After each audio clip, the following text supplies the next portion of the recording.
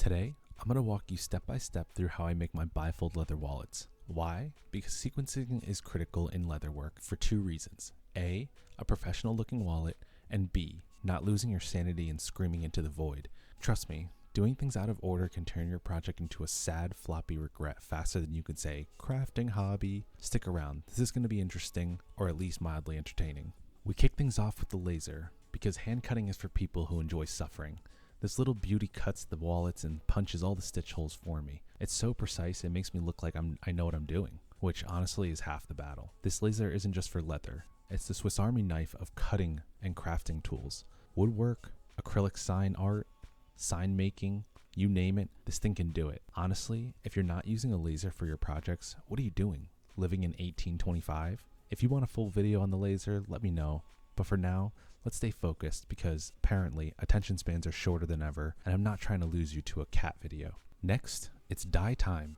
For this bourbon colored wallet, I'm going for a dark, rich brown. Think high-end bourbon, not the cheap stuff your uncle drinks straight out of the bottle. I start with a light brown base coat and followed up with a darker brown. I use horizontal strokes to give the leather a subtle texture because, let's face it, the last thing you want is your wallet looking like it came out of a spray paint booth. If you want a full dyeing tutorial, go check out my other video. Just don't blame me if your first try ends up looking like a melted chocolate bar in a heat wave. Now, I slap on some leather balm with atom wax to make the wallet shine and bring out the color. It's like skincare for leather, except it actually works and doesn't cost you $90 for a tiny bottle of lies. Then, I burnish the tops of the pockets before assembling the wallet. Why? Because trying to burnish them after they're attached is about as fun as stapling water to a tree. Past me made this mistake once, and future me still holds a grudge. Sequencing is everything in leatherwork. Do things in the wrong order, and congratulations, you've just made yourself a very expensive pile of trash. Once you glue or stitch something wrong, it's like breaking a vase. Good luck pretending it's fine. I start by gluing and stitching the inner pockets. Then I move on to the next layer of pockets. But here's the trick. I only stitch the sides. Why? Because stitching the wrong lines now would be like putting on socks over your shoes. It's dumb and you'll regret it. For this wallet, I use 6 separate stitch lines. Yes, 6.